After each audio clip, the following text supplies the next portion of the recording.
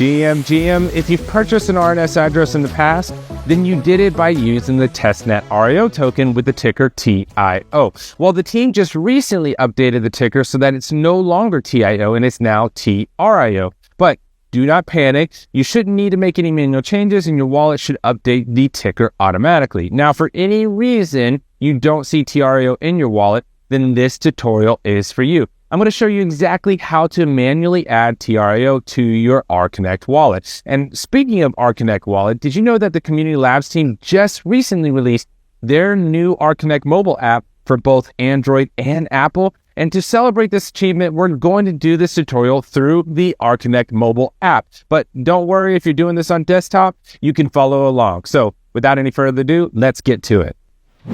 Okay, so I've already opened up my ArConnect mobile wallet app here, and you can see obviously the second token down is tARIO, but don't worry, I can still walk you through the process of importing the token. So what we're going to do is we're going to press the hamburger icon on the top left, and if you're following along on the desktop, that would be the 3 vertical dots on the top right. And then we're going to press tokens, which is on the top of the list here.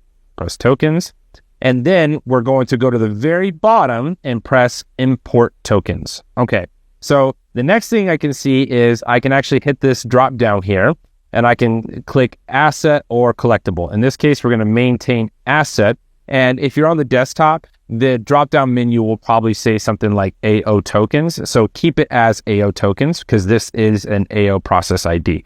And then we're going to go ahead and paste our process ID for the tARIO token. Now you can find that process ID and copy paste it from our documentation, which I'll link below.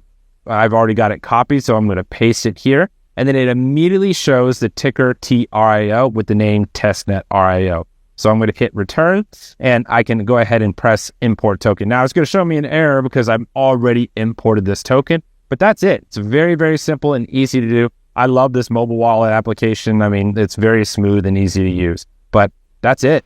I hope you found this tutorial helpful, and if there are any video tutorials you'd like to see in the near future, then don't be shy. Comment below what you'd like to see in the upcoming tutorial videos. See you next time.